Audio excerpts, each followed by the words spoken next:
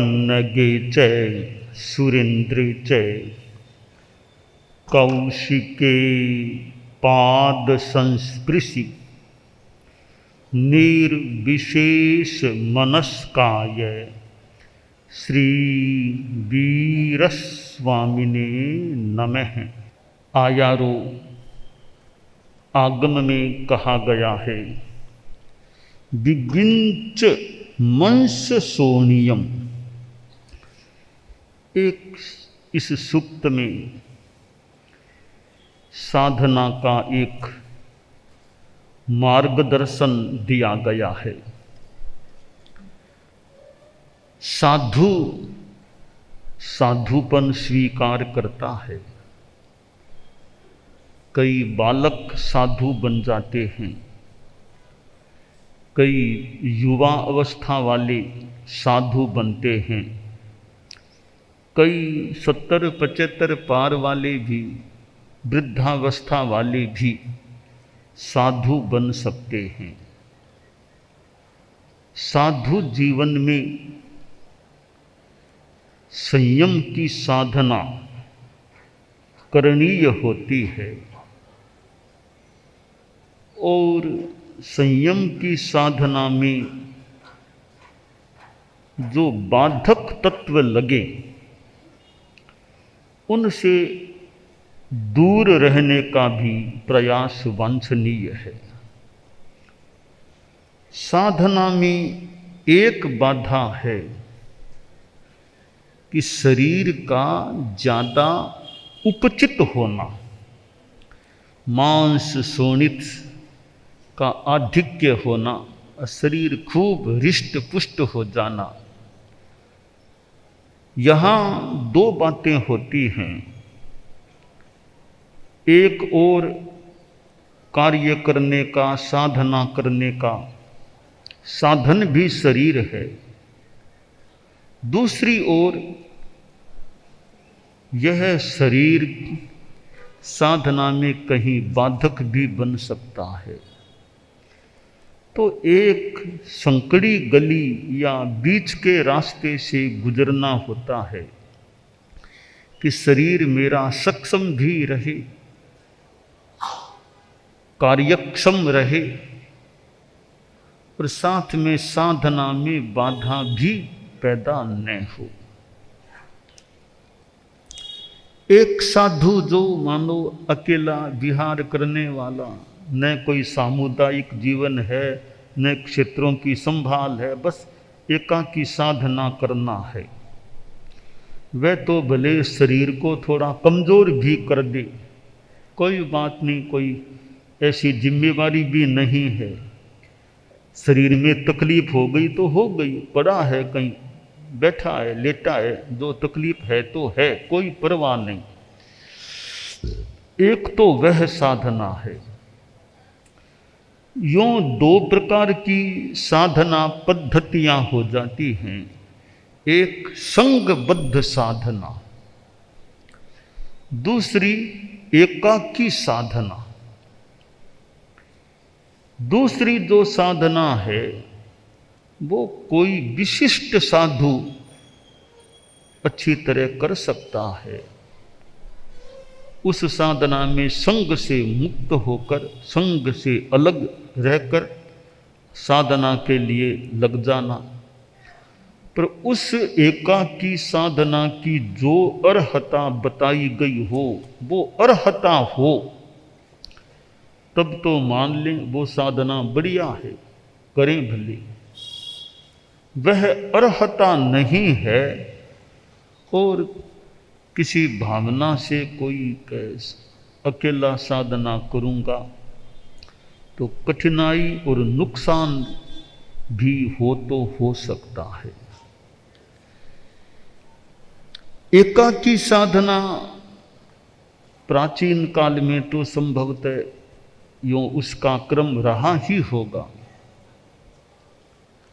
और एकाकी साधना की कई समय तक, वर्षों तक मान लो संघ में साधना की।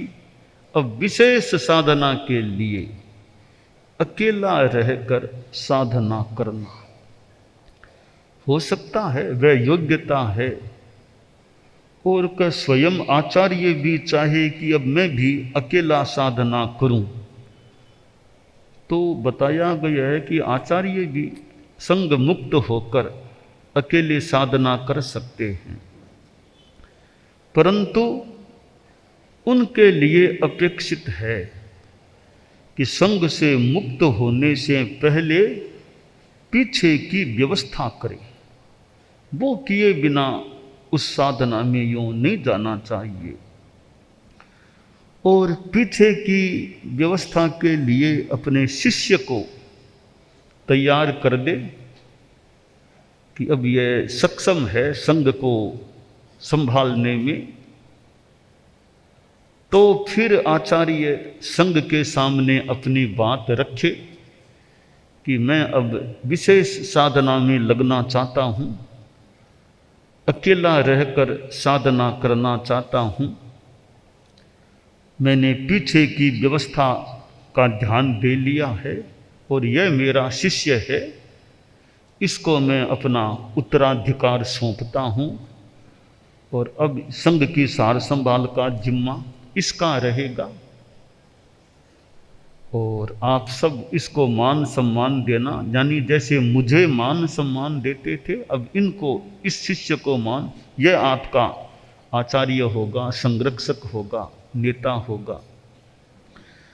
तो उस शिष्य को दायित्व सौंप दे और शिष्य को भी निर्देश यानी शिक्षा, अब तुम्हारा जिम्मा है संघ की सार संभाल का, बूढ़े साधु हैं, बच्चे हैं, कमजोर जो भी, सबको संभालना अब तुम्हारा जिम्मा रहेगा। और आचार्य शायद यह भी कहते हैं कि मैं जैसे अकेला साधना करने के लिए जा रहा हूं, कभी तुम भी सोचना अकेला साधना करने की, तुम अपने शिष्य को दायित्व सौंपकर तुम भी कभी मेरी तरह अकेला साधना करने का ध्यान देना।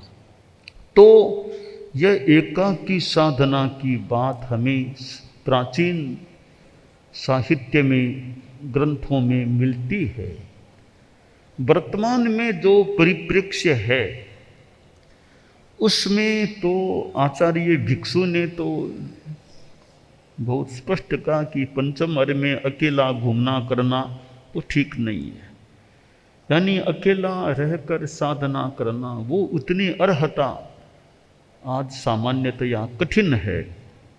तो वर्तमान परिप्रेक्ष्य में तो यह संगबद्ध साधना का लगभग यही क्रम हमारे यहाँ चलता है। संगबद्ध साधना है तो वहाँ जिम्मेवारियां भी हो सकती है।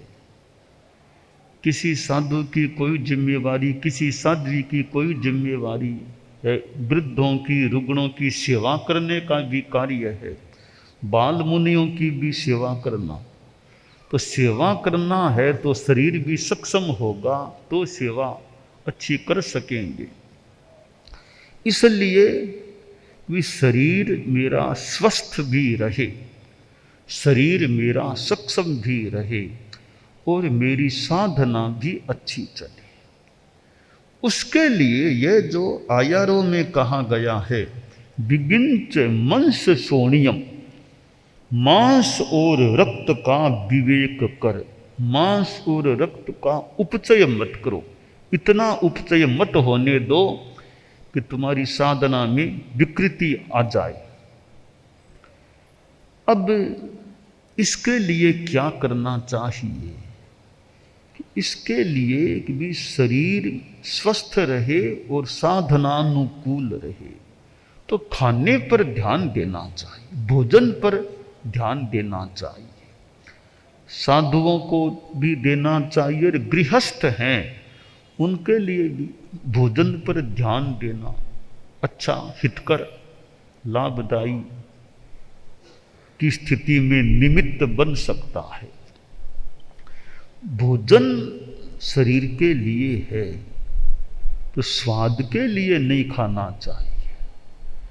बड़ी कठिनाई यह हो सकती है कि हम कई बार आदमी स्वाद के लिए खाता है कि शरीर को तो जरूरत नहीं है, बहुत बढ़िया लगता है और खा लूं, थोड़ा और खा लूं, ये स्वाद के लिए खाना है, आसक्ति से खाना है, बस यह परित्याज्य है।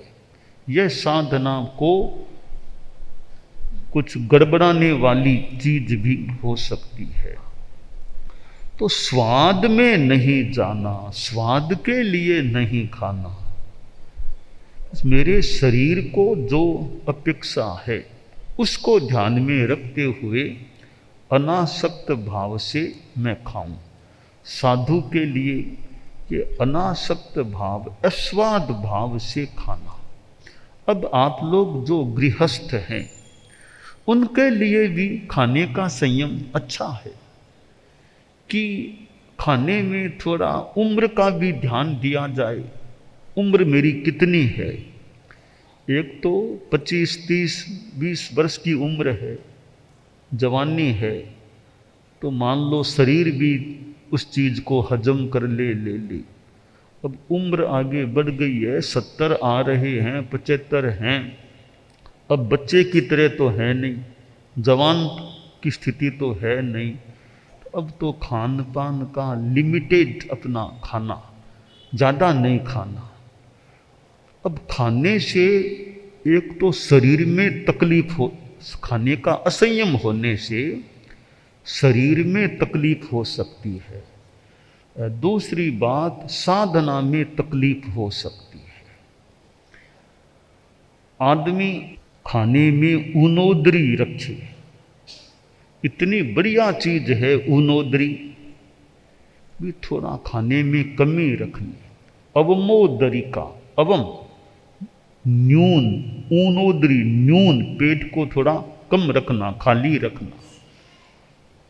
यह ऊनोदरी साधना की दृष्टि से भी और स्वास्थ्य की दृष्टि से भी उपयोगी प्रतीत हो रही है। जितनी भूख है थोड़ा कम खाओ, यानी ज़्यादा मत खाओ। कम खाना, गम खाना, नम जाना। कम खाओ, स्वस्थ रहो। गम खाओ, मस्त रहो। नम जाओ, प्रशस्त रहो। कम खाओ, स्वस्थ रहो। खाने में ऊनोदरी है तो स्वास्थ्य की दृष्टि से एक अनुकूल पॉइंट यह बन सकता है। भी ज़्यादा नहीं खाना, थोड़ा खाने में हल्कापन रखे। अब ये कई तरह की चीज़ें आपके घर में, मिठाइयाँ भी हो सकती है, चरखी चीज़ें भी हो सकती है। कभी शादी आदि में कहीं जाना पड़े, वहाँ तो कितनी चीज़ें मिल सकती हैं। चीज़ें बहुत हैं, तो मैं अपना संयम रखूं। घर में चीज़ें बहुत है पड़ी है घर में, मौके मौके पर काम आ सकती है, पर मैं अपना संयम रखूं। मुझे कोई खाना जरूरी नहीं है। हमारे यहाँ विगय वर्जन की बात आती है। अभिक्षणम निविगयिम गवोये, कि बार बार विगय वर्जन करो। विगय का मतलब दूध, दही, तेल, घी या चीनी, गुड़ आदि और मिठाई मिश्रित 6 विगय प्रचलित हैं। यूँ और आगे तो मांस, मधु आदि कई प्रचलित 6 विगय है। इनको छोड़ना ठीक है, रोज न भी छोड़ें, बीच बीच में इनको छोड़ देना। हमारे यहाँ साधु समुदाय में परंपरा थोड़ी चलती थी, अष्टमी चतुर्दशी, 2 अष्टमी हो गई महीने में, 2 चतुर्दशी। तो अष्टमी, चतुर्दशी, शुद्धि, छठ, ऐसे के 5 दिन के कम से 6 विगय छोड़ दो। तिथियां बंदी थी, अष्टमी, चतुर्दशी, ऐसे छठ, जो भी, कि कुछ दिन विगय मत खाओ। ये विगय छोड़ना बहुत बढ़िया चीज है, स्वास्थ्य के हिसाब से भी और साधना की दृष्टि से भी। कि दही, तेल, घी, 1 कड़ाई विगय छोड़ दे, मिश्रित विगय छोड़ दे, तो बहुत ज़्यादा विगय छूट जाएगी। कड़ाई विगय छोड़ दी है, मिठाइयाँ छूट गई, कई तलवा चीज़ें छूट गई, तो कितना संयम हो जाएगा। चीनी शक्कर आदि छोड़ दी तो वो कितना मीठी वो चीज भी छूट गई। घी नहीं, तेल नहीं, दही नहीं, दूध नहीं, तो ये संयम हो जाता है। आयारों में जो कहा गया है, दिग्गिंच मंस सोनियम, मांस और सोनित का अपचय कर, विवेक कर।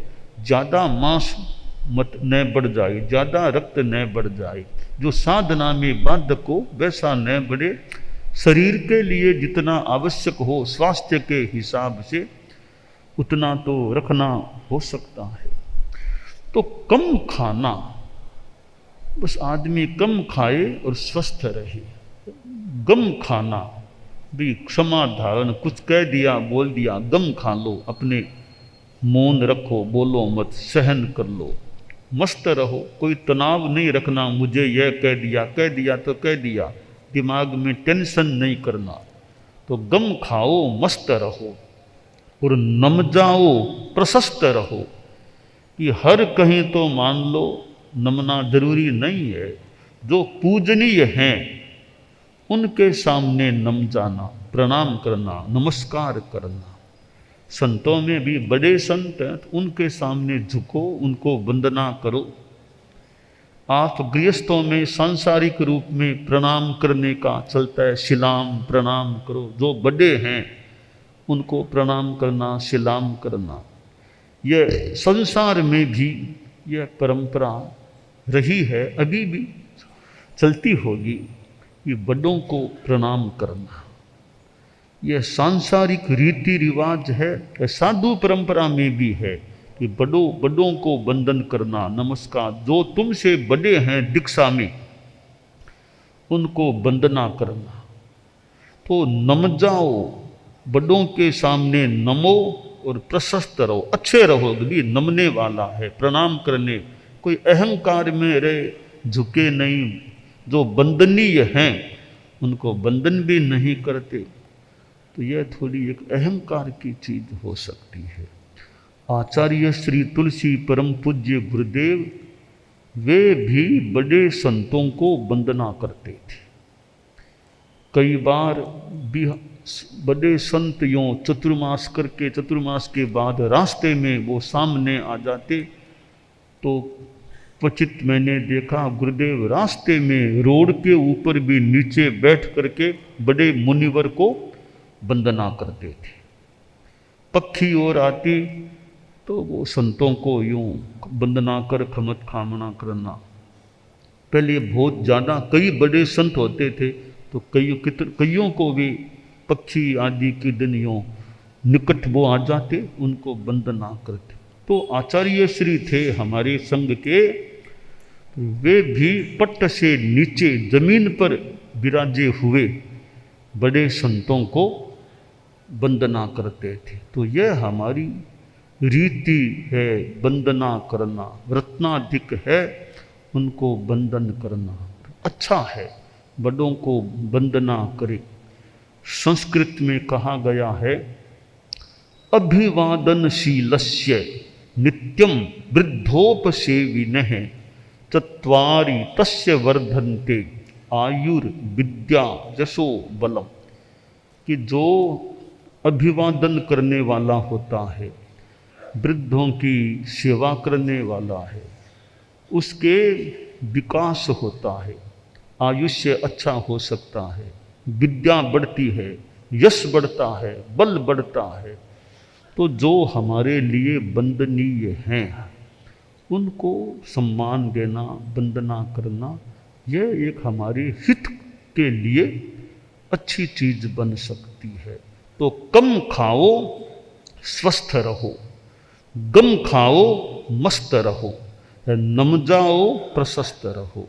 हाँ, हर कहीं भले न झुके कि मुसीबतों के सामने उस कायर होकर के न झुके कि मुसीबत आ गई तो आ गई, कोई काम करना, विघ्न बाधा आ गई थोड़ी, काम छोड़ दो, तो वो उस रूप में नहीं झुकना। पर और बड़े हमारे हैं, योग्य हैं, उनके सामने हम झुकें, वंदन करें। तो आयारों में जो कहा गया विगिंच मंस सोनियम, ये साधना की दृष्टि से तो सूत्र है ही, और स्वास्थ्य के हिसाब से भी खाने का संयम रखना, जिह्वा आस्वाद में आसक्त नहीं हो जाना। तो गृहस्थ जीवन में भी खाने का संयम रखना। और ये तपस्या है, कोई आयम्बिल करता है, एकासन करता है, उपवास करते हैं तो संयम हो जाता है। तो आयम्बिल है कि दवाई भी साथ में ले लूँ क्या, कि आयम्बिल करो तो टेबलेट फिर नहीं ले सकते। आयम्बिल में तो वो एक धान वो लेने का है और कुछ भी, कि आयम्बिल के साथ के मेरे तो टेबलेट रोज़ लेने की है, बीपी की है, हार्ट की है, तो आयम्बिल करूं साथ में, एक टाइम में खाना पर साथ में टेबलेट ले लो, तो टेबलेट भी आयम्बिल में नहीं ली जा सकती। तो आयम्बिल नाम मत दो, जितना संयम करो उतना बढ़िया है। आयम्बिल नाम न देकर ऐसे ही जितना संयम, आयम्बिल के साथ में दवाई लेने की निर्दिष्ट व्यवस्था नहीं है। तो ये तपस्या होती है, इसमें संयम भी हो जाता है। अब देखिए कि उपवास किया और अब पालना भी करना है, तो ठीक है उपवास किया वो बहुत अच्छी बात है, उपवास किया। उपवास के पालने में आदमी यूँ तो जो चाहे वो खा ले, जो रुचि है जो खा ले, तो एक दिन उपवास करना और एक दिन खाना, तो वह एक दिन नहीं खाना है, उपवास करना वो धर्म की चीज़ है जो गृहस्थों के लिए। पर जो पालने में खाएंगे वो ऐसे अपेक्षा की पूर्ति मान लें। उपवास करना धर्म है, पालना कराना धर्म नहीं। तो प्रश्न हो सकता है कि साधु लोग पालने में गोचरी क्यों जाते हैं, वो तो तपस्या की संपन्नता हुई, खाने का उसमें गोचरी क्यों जाते हो, कि वो तो पालने को समर्थन नहीं है क्या, पालने में क्यों जाए। कोई कहे कि महाराज आज पालना कराने पधारना, आप आज मुझे पालना कराने के लिए आना। हम पालना कराने के लिए साधु को नहीं जाना, वो तो भिक्षा गोचरी के लिए जा सकते हैं। पालना कराना साधु का काम नहीं है। साधु तो मंगल पाठ बोल दे, आपके गोचरी कर ले, पालना तो आप जाने, आपके परिवार आदि के लोग, पालना कराना साधु का काम नहीं। हाँ गोचरी कर सकते हैं। तो वहाँ के गोचरी गए हैं कि हमारी अनुमोदना तो आपने इतनी तपस्या पूरी कर दी, इस तपस्या की अनुमोदना है, पालना तो व्यवहार है, अपेक्षा है। तो ये तपस्या है, उसमें कितना संयम होता है। और अभी कितने लोग तपस्वी आते हैं, तपस्या का प्रत्याख्यान लेते हैं, कईयों की संपन्न हुई है हो। तो ये तपस्या करना, वो चतुर्मास का समय है। वो हमारे मुनि जी नवरंगी की बात कह रहे थे, नवरंगी। अब नवरंगी में कितने नाम लिए, वो सब ध्यान देने की बात। नवरंगी है तो 9 चाहिएंगे ना, कम से कम 9 करने वाले, 9 8 करने वाले, 9 7 करने, 9 होंगे तो नवरंगी होती है। तो ये जो भी तपस्या है वो एक साधना का अंग होती है। तो ये आयारों में जो कहा गया विगिंच मंस सोनियम, इसका खाद्य संयम है। तो ये मंस सोनियम सीमित रहने की बात हो तपस्या करें, खाने का संयम रखें, अपने शरीर का भी हम साधु लोग ध्यान रखें, तो हमारी साधना में शरीर सहायक रह सके और शरीर का हम उपयोग भी अच्छा कर सके। दोनों दृष्टियों को ध्यान में रखते हुए हमें भोजन के संयम पर ध्यान देना चाहिए।